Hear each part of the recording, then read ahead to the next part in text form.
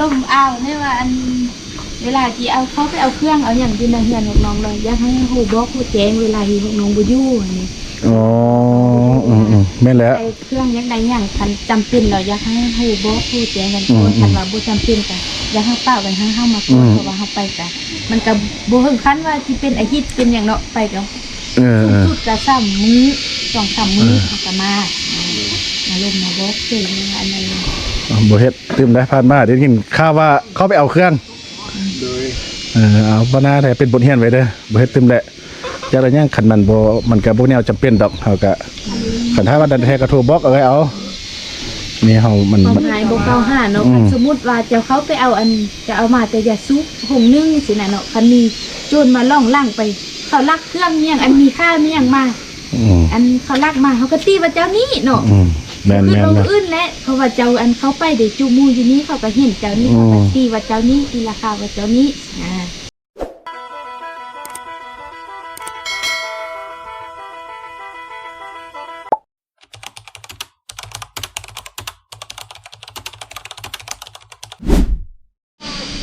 สบายดีท่านผู้ชมกับบรรยากาศยามแรงอีกคลิปนึงเราจันเพิ่นก็นั่งเพิ่นสบายเดี๋ยวอยู่เฮือนมาเฮือนงานบ่เนาะ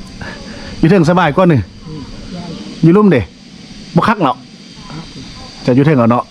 คือว่าเนาะเพิ่นก็อยากอยู่ทางเทิงเนาะอยู่นอนมุงบาตองนอนกลางดินกินกลางทรายมาจนคอดชีวิตแล้วเพิ่นก็ก็มีเฮือนดีเฮือนงามบรรปลายน่ะชีวิตเนาะเพิ่นก็อยากอยู่เทิงหั่นแหละเนาะสมกับบรรยากาศแต่เกิดมาก็ได้อยู่นี่ได้เนาะตะกี้แท้มุ่งบาตองเนาะเดี๋ยวนี้ได้อยู่เฮือนงามแล้วเนาะย้อนความอาจจะใช้สุส่วนของบ่าวบุญนำนั่นแหละแล้วก็เห็นได้พักรัดเป็นกระซอยได้หลายคนหอมมือหอมใจกันก็ดีแต่ว่าหลักๆกับบุญนำสุส่วนจนเขาเจ้าได้อยู่เฮือนดีเฮือนงามสำเนียงบ่ธรรมดาเลยเนาะมูลค่าก็ลังนึงก็50-60 ล้านรวมก็300-400 ล้านทางห้องน้ำอยู่ลุ่มมันตึมเนาะแต่สำเนียงก็ดีใจแล้วผู้เฒ่าเพิ่นก็มีความสุขบรรปลายชีวิตอย่างน้อยก็แต่เฒ่ามาก็สิบ่ได้อยู่ป่าจนตายเนาะตะกี้แล้วมุงปะตองนอนขี้ดินเดี๋ยวนี้เด้ดีบ่มักบ่เฮือนเนี่ยคักบ่นอนอยู่เทิงสบายดีเนาะฝนตกก็บ่ห้ำเนาะตะกี้ฝนตกเลยเฮ็ดจังได๋อยู่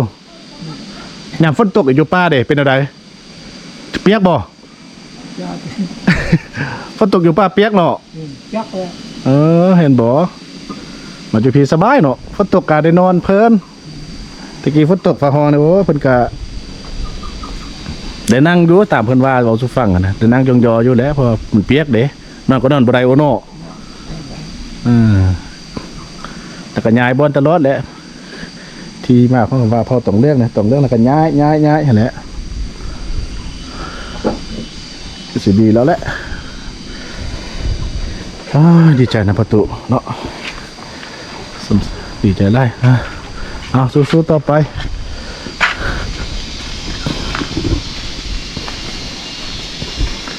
มายังกันจับเข้าคุยกันยัง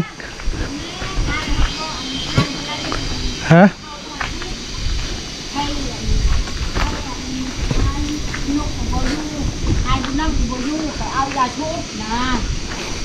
เฮ้ย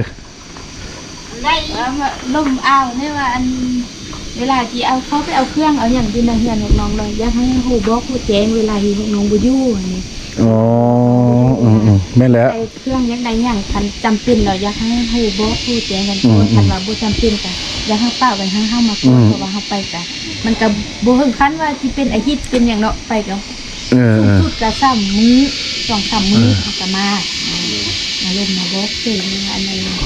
บ่เฮ็ดตื่มได้ผ่านมาได้ยินข่าวว่าเขาไปเอาเครื่องเอาบ่น่าได้เป็นบทเรียนไว้เด้อบ่เฮ็ดตื่มแหละจักได้ยังคันมันก็บ่แนวจำเป็นดอกเฮาก็คันถ้าว่าดันแท้ก็โทรบอกเอาไว้เอา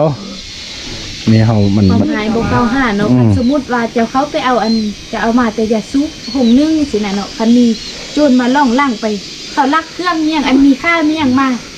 อันเขาลักมาเขาก็ตีว่าเจ้านี้เนาะคือลงอื่นและเพราะว่าเจ้าอันเขาไปได้จูมูอยู่นี้เขาก็เห็นเจ้านี้เขาก็ตีว่าเจ้านี้ตีราคาว่าเจ้านี้เลยมาบ่อยากให้ฮิตอยากให้กันอยากได้หันได้นี้แต่ยังโทรบอกเอาโทร เดี๋ยวบอกกัน หูหาหูนึงบ่ได้ก็หูหาหูนึง เฮ็ดเป็นฉะนั้นมันสิบ่ดีหลายคนยุ่มกันต้องได้เปลี่ยนได้แปลงเอาเด้อผ่านมาก็บ่ว่าก็ย่ามัน แต่ว่าถ้าเป็นบทเรียนไว้ ตอนนี้มันนะก็อันแนวเสือเก่าก็บ่เฮ็ดแหละมันก็มันจริงๆมันสิทธิส่วนตัวของเขาเจ้าแล้วก็บ่จักเฮ็ดอันนั้นเพราะว่าอยู่ห้องเขาเจ้าพุ่นแล้วเฮาไปล่วงเกินมันก็บ่อยากคักปานใดแหละว่าเพิ่นว่าโต เด็ก เออ มันก็คือกับซ้ำกับว่าเฮือนย่างเขาหลังนึงนะเพราะว่าเครื่องอะไรทำไมเมียงเขามา ไว้หมด อยู่นี่ เออ เอาอันที่ว่าเฮามานอนเด็กคือว่าให้บ้านเฮาไปอยู่ให้อยู่ส่วนที่มันก็บ่แม่นเนาะเพราะว่าพวกน้องก็เงินอยู่ก็บ่มีก็อาศัยเงินนั่นนี่แหละกับบ่อยากให้ไปรัวไปอีหยังหลายเนาะว่าคุมื้อแต่เฮาแม่ค่อยอันมีช่วงหนึงเนาะช่วงที่ไอ้นำไปบวชบ่ให้พ่อให้แม่มานอนเขาก็ยังเกรงใจเฮา อืม ว่าอันพ่อแม่ว่าที่หากันกลางเต็นท์อยู่เนาะอีโน่นมันว่าเป็นบ่อนอันลูกเศร้าลูกเคยแล้วบ่อยากอัน แม่นแล้ว มันเกรงใจ ห้องนอนมันบุยบ่นอนบนอื่นเด็กให้ไปนอนหั่นก็บ่แม่นเสีย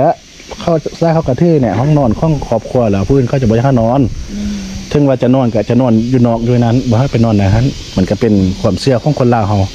อันนี้คือว่าคณะบ่ได้อยู่บ่มีผู้ใดนอนในลูกก็ยังบ่ไปนอนนะแต่ลูกก็ยังบ่ให้นอนนำนะลูกก็นอนห้องอื่นนะถ้าลูกแงกห้องแล้วเด้คันตอนลูกน้อยเธอก็บ่ว่า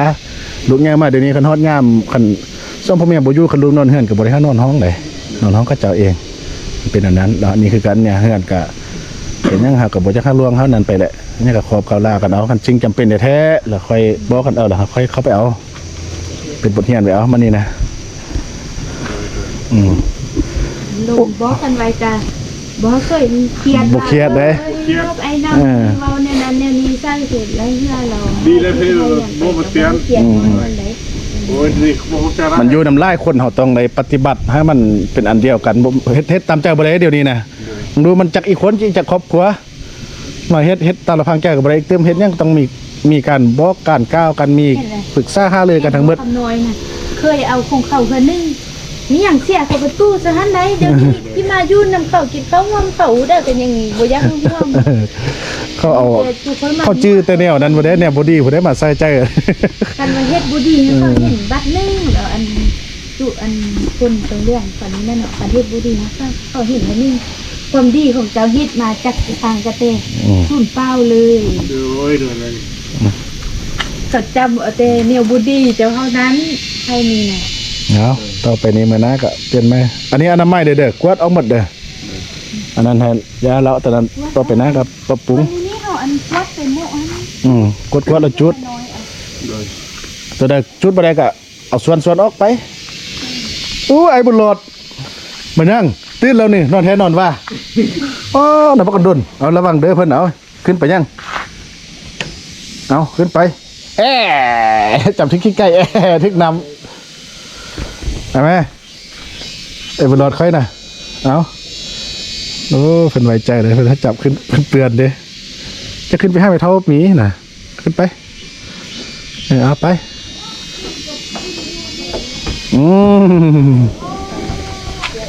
มันน่ะไปนั่งนั่นไปเท่ามีคุณน่ะจะกินน้ำติมีน้ำมาไปเท่ามียันล้านกินเด้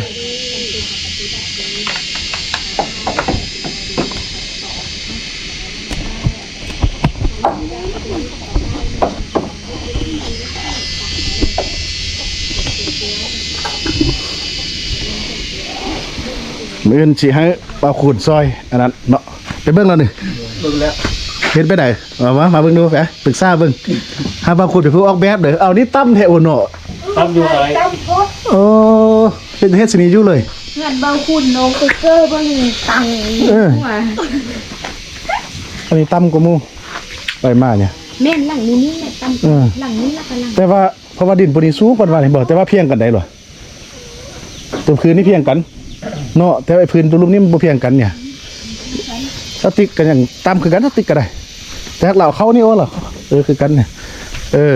ออกแบบใดโอ้ดังใส่ๆน้องว่าน่ะแป้งสีนี้เอาเนาะนี่เอาเฮ็ดสิเอาไอ้คุณเฮ็ดเลี่ยมอันนี้อันนี้เอาสมัยช่วงอันนี้ แม่น อ่ะนี่อยู่ในจอบ ตัน นะครับ เนี่ยเราบ่เฮาเซ็ตสิ ว่าเนี่ย เอาขี้ดินซะนะมือให้ไอ้คุณเฮ็ดให้เราสิเตะบัตรให้ไอ้คุณ นี่ก็ตาหัน บ่เฮานี้เฮาพี่ อันนี้ จะติ๊กผู้เดียวดิเฮ็ดยังก็ได้ อามานี่เมน ตอกไม้นี้มานี้แล้วก็ตอกนั้นไปนี้ตอกขี้ดินซะนี้แล้วพอ เป็นเตาเดียวก็ได้ละ ตาเดียวตัวแห้งแล้วสติ๊กน่ะ ก็รู้แล้วนี่ ไอ้คุณหู เอ เนี่ย อ นี่เนี่ยก็ แล้วก็ไปหั่น รอซื้อไม้นี้ให้มันซื้อไม้นี้ เห็นก็เอาน้อง เออ ใส่กันเอา เอาขี้ดินเนี่ยเอาซะเพียงนี้ก็ได้บ่ฮัสลาก็ได้เอาไม้ตัวนี้ไม้แบบนี้นี่มาใส่เอา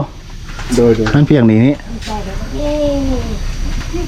เนาะมื้ออื่นก่อนมื้ออื่นเราเอาครกเพิ่นนี่น่ะติ๊กนี่ สติ๊กมันสิโคกบุญซะ โอ้ยกับปาดบ่เว้าได้มีแต่ครกมีแต่ซากถ้าเข้ามาต่ำเฮานี่ติ๊กซะเรา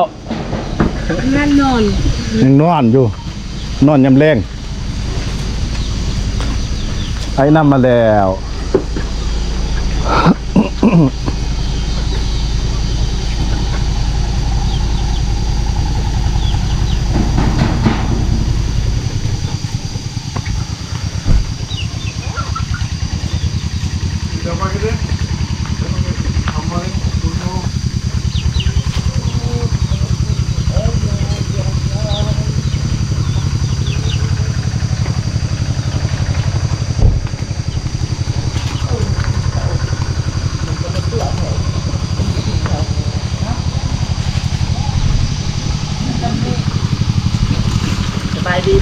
เป็นอะไร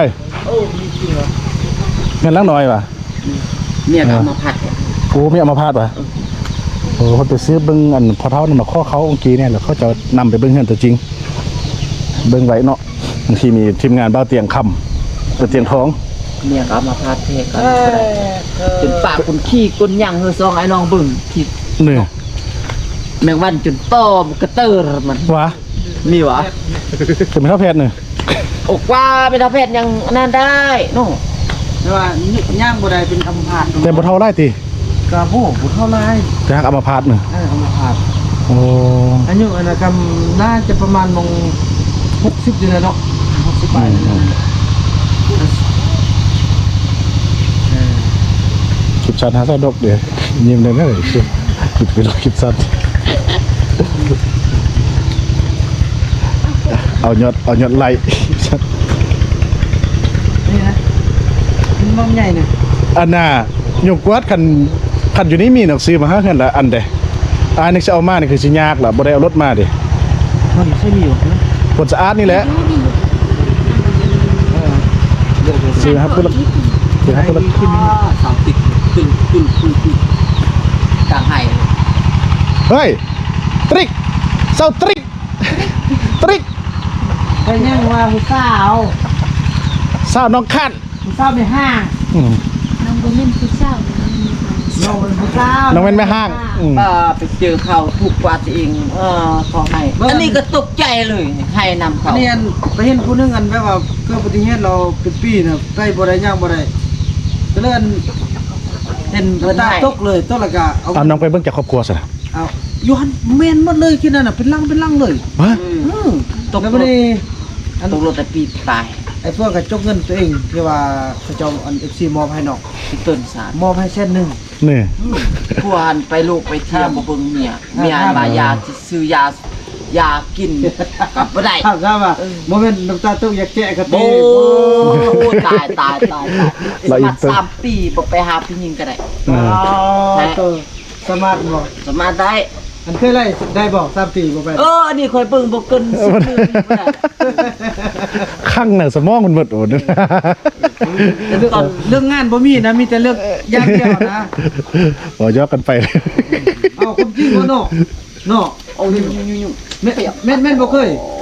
ว่าถ้าสมมุติว่าถ้าบ้านได้เดือนนึงสิได้บ่นี่ ได้เดี๋ยวก็ได้ ได้เด้2เดือนเด้ บ่ได้ ก็ได้เมียเป็นลูกก้อน ลียิ้มมันน่ะ แล้วคันเมียเป็นลูกอ่อน โอ้ยโจครับ 3เดือน4เดือนก็6เดือนนู่นน่ะ บอกคือมันนั่นเพิ่นว่าเต้นจริงครึ่งบ่เอาน่ะตายแล้วขนาดเต้นเอาสบายอดซะยื ตอนนั้นสลียิ้มอยู่เทิงคนน่ะ ยิ้มอยู่สลียิ้มแล้ว ไป งหวะอดซาน่ะมันเต้นจึงครึ่งก็เอาเมียจนว่าต้องเฮ็ดแหวต้องเฮ็ดซะค่อยแหว จังซี่คือเขาว่าเมียอยู่กำบ่ไปเร็วเมีย เมียกับพี่จะบอกโอ้ย อุ้ยมันเจ็บ ปาดบุญน้ำในที่คือว่าจุกออมเตาไฟเรียบร้อยแม่นบ่ อันนี้สุดไอ้กี่แก้วคนว่าจูเอาตะไฟซ้ำหอบบ่ คันบ่เมาหัวอะไรแม่นเรียบร้อยมันเดือนป้ายแล้วเด้บ่อยู่ลาวเฮาค้ำตอนลูกเฮาเศร้าเฮาค้ำจะค้ำ30 มื้อพุ่นใดมันโดนคือกันเด้อเว้ยจุกเอาครับตะไฟเบิ่งลองจุกออมยามตะไฟพอถ้าเมียเมาหัวบ่เมาเด้อใส่แล้ว บ่แม่นเมียก็แท้เลยจังซี่ว่าบ่เมาเด้อ เมียกับพ่อเมียน่ะมึงส่งกันเด้อ จะได้ซ้ำยัง อันนั้น2 ปีแล้วยังบ่จักบ้านเลย ยังเมาหัวอยู่เด้ ตีบไปว่าเป็นหนึ่งตีบแต่มันว่าพุทตีบเพราะว่าเป็นหนึ่งอดลายมันหูตันบ่ตันมันว่าเหี่ยวยังได้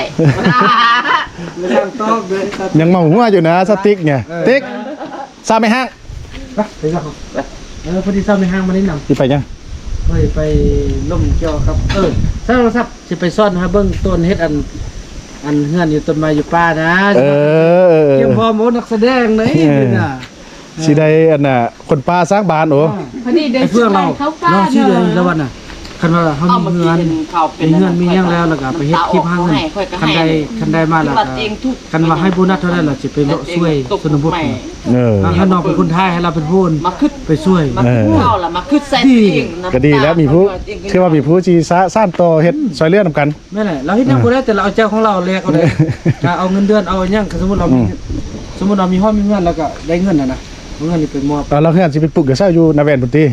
ตุ้มพี่แหละ เดี๋ยวนี้เพิ่นว่าสิพวกนี้พี่สัญญา อยู่พี่อยู่ไส กินมาเราเฮ็ดว่าสิแบ่ง อยู่พี่อยู่นี่นะอยู่บ้านนี่นะ บ่อุ้มได้มั้ย โอ้คันซันกะไปเทิงพุ่นเจ้าน่ะบุญนำ ไอ้เฟื่องอุ้มละให้ บุญนำคันว่าซันกะหาลาวอยู่เทิงหั่น อยู่ถึงมันจะเป็นบ่อนเฮาเฮ็ดเป็นคือท่องเที่ยว บ่แปะบุญนำหั่นนะแปะอันคำน้อยหั่นนะ บ่ได้เพราะมัน ที่ได้ฮะ อาศัยเราเฝ้าโอ้ อยู่ลุ่มไปโอโน เราเฝ้าบ่ได้ สักซอกเบิ่งบ่ได้บ่นึง หวาว บ่ก็สิมีคันก็สิมีผู้ซอยอยู่ดอกคันว่าเฮ็ดไปได้เป็นนั้นนะเล็กน้อยๆลาคนการนั้นใดคันลาคนการนั้นใดบุญนำว่าโอ้คันถ้าเป็นไปได้นี่บ่เฟื่องนี้คันถ้าว่าปลูกเฮือนอยู่พี่เลิกแห่งดีเบิ่งจัดซั่นดินเบิ่งเนาอีกจะอยู่หน้าพุ่นนี่บนแปะทางน้ำมันน่ะ เด้อจับยับไปบนนั้นแล้วพอมีห้องน้ำเลย เออ เพียงเลย โอ้ดีอ๋อบ่เป็นหยังมีแต่ไม้นี่ก็ กันน้องไอ้ พาไว้ เรามีมันแล้วมันนะ ไม่แม่นแล้ว อยู่หน้าแว่นไปตั้ง ตัวนั้นบ่พอกับผ้าไว้นี่น้ อันนี้พ่อจะนี่บ่พ่อแต่หากคน ตัวนี้ตัวเทิงนี้ใดบ่ แล้วมีเงินอยู่นั่นดู ไม่ทึก มากนั่นแหละ บ่คันเฮามีจักเฮาเฮ็ดเองก็ได้ บอกให้เองมันเสี่ยงไหนสุเกณฑ์นี่มันคิดปลาสงวน บ่ได้ขันท้ารัดมโนญาณเราเฮ็ดบ่ได้เลยมีแต่ว่า นี่เฮาเฮ็ดนี่มันข้อได้ครับอนุญาตจากรัฐมัน เนาะจะได้ไอ้นู่นหน่อยเลยฮะจะได้ไอ้ แม่นแล้วเอาเฮ็ดบ่ได้มันยากมีแต่เสื้อเฮาบ่ยากเราหากันเสื้อมันก็บ่หลายตัวติ5คน10บ่หลายตัวติ บ่เพราะมันยัง30ตุนแหละ ฮอตคิวบ่30ตัวเนี่ย มีเด้ บ่คิวหนึงนี่มี 50ตัวมกไก่เครื่องคิวนิดนึงเนาะ รถ อยู่พี่บ่แพ้ตีใหม่น่ะไม่คิวเท่าไหร่อยู่พี่นะบุญนำเขาค่ายกันนะ คิว จักรลาน น่าจะ3ล้านป้ายบ่ได้ยินว่า ว่า ดีวะอยู่บ้านเฮาเนี่ย5ล้าน ใส่เงี้ยได้6ล้านคนเดียวคือว่าแหน่อยู่เอาอยู่อันเขาอยู่พุ่นเข้าใหม่ที่กฎหมายเข้าผ่านเสียหันเส้นนี้ไปชัวชีนั่น นี่ไม่รักเด้ อันที่พี่แล้วแต่วีซ่าของพระบันบ่ว่าไว้รักอาจะว่ากินบ่ ใช่ได้ไปเข้าเฮียนลูกกี้บ่เข้าเฮียนลูกกี้บ่ เดี๋ยวนี้อย่างว่าเนี่ยคืออยู่นี้เนี่ยเดี๋ยวนี้มันดีเฮ็ดไปเฮ็ดได้ปะนมก่อนจึงเอาไปคันบ่ปะนมไปบ่ได้ เอาไปแล้วมันก็เศร้าเลยแหละ เสามันสิได้มันดำคืนน่ะ นมกินให้กะย่าเอา อันแล้วมันคันมันอยู่ใดเนี่ย อยากเอาไป อายก็ว่า มีนี่จะเป็นลมแต่เฮก็ เด็กน้อยคันปะนมแม่นั้นถามแล้ว ที่ว่าสิ มันก็เด้สว่าจะคันปะนมเด้เดี๋ยวนี้มันซ่องใจนะมันใจมันตอนปิดจะเอาไปลงไปลงมาแล้วจะเข้าลูกปะนมก่อนบ่ ใจ ลงไป มัน ก่อน มี2ใจอันนี้คืออันนั้น คันท้าไปปะอยู่โมนี่ก่อนแท้ฮักดีบ่กล้าไปใกล้ย้อนมันเอาไปใกล้พุ่นนะมันผู้นึง สิได้กลับกลางคืนมาส่งขี่รถจำเด็กๆมาเด้อจุ คือบุญมีบ่ได้แต่แห้งสิไกล บ่เอาเฮาเคยเอาลูกปลาหลายคนมันก็บ่ได้พ่อแม่ปลาบ่เดียวบ่ได้เฮาตัดพวกซีมันบ่ได้เด็ดขาดดอกมันบ่ได้นะบ่มีแต่ ไอ้เฟือกอมให้เมื่อกี้นี่เอามาให้พ่อนี่แล่นเนี่ยว่า มีแต่จอบเบิ่ง จริงเคยเนาะ จอบเบิ่งให้อันอยู่นี้ให้อันนกเอามานอนน่ะมีปันนึงเมื่อคืนนี้ไม่มาบ่ฮะ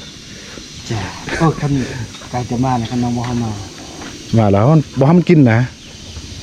คันได้2คืนเนี่ยคือสิมั่นใจเนี่ย กินนมเนาะเก็บนมเลยเนาะ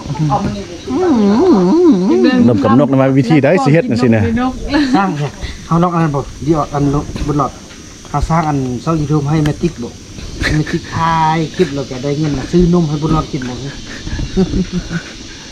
สร้างก็ดีเด้อคันสร้างเฮ็ดนะ ไปเฮ้ ไปเด้อ สองคนเฮาเขาว่าผู้หนึงถ่ายดิตอนเกิดน่ะเนาะออกมาแล้วก็เห็นสองคน แต่ต้นสาด ไอ้นู่ บุ น ญ หม มี ด มื้อวานนี้มาแล้วมาเว้นอนนั้นเฮาดีเรียบมาฮอดแล้วรับเลยเพิ่นตื่นมาแล้วเห็นแม่บัดเนี่ยเพิ่นก็งงโอ้ยืดเอ็นได้ล่ะเลี้ยวมาเบิ่งแม่สมหัวจะปิ้นไปยืดเอ็นอยู่ก็สิขึ้นไปขึ้นมาว่าน่ะแม่นแม่ได้ดิเบิ่งแววหัวเบิ่งมา เดี๋ยวนี้อ้วนขนาด กอดมาเหมาะอยู่ ปะโนนมันกินนม เดี๋ยวนี้ยกนี่บ่ อันนี้คือกันเนี่ยคันปะโนนเราเอาไปกินนมป้องแม่ วาบขึ้นเลยนี่นะนี่ไว้เฮ็ดวิธีได้เนาะลักเอาไปเลยเนอะอัน เอาไปเลยเนอะ ถ้ามันถ้าเอาไปก็เอาไปเลยก็ดีก็มันจริงๆได้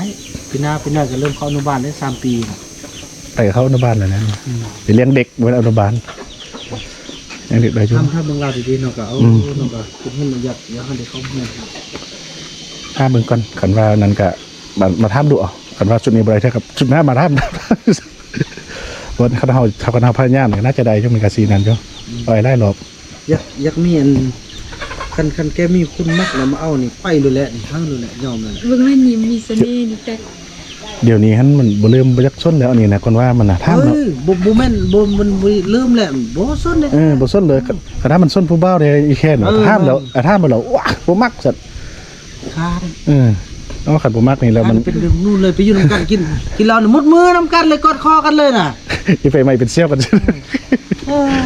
ตัวเลยแม่น่ะ งงเลยนี่นะผู้กับ บ่ได้สอนในวิชาเด้บ่ได้สอนเลย ปัดโถเฮ็ดงามแท้เว้ยพี่เพิ่มในไม้น่ะ เธอ สาวลายผู้อ่ะดิบ่เป็นสาวไปห้าง งามแท้พี่เพิ่มน่ะเว้ย เป็นเสาแดงๆแล้วเห็นยึดอ้อยนี่ สาวแดกๆแล้ว วันนี้ได้มือมาในมือเนี่ยเนาะ ย่า วันนี้มึงมาแล้วเนอะ ได้มาในห้องได้ไม่ทับเพื่อนตึมก็ ก็ดีเลยมีคนดีก็ ห้ามฮ้องเด้อแรงเด้อ บัดนี้แฟนเอาเองก็กันไปทับเพื่อนมาดิไอ้น้ำแฟนก็นอนี่อาย อ่ะเนาะทุกคนคลิปนี้ก็ศิลากันไปเพียงเท่านั้นเนาะพบกันใหม่ในคลิปต่อไป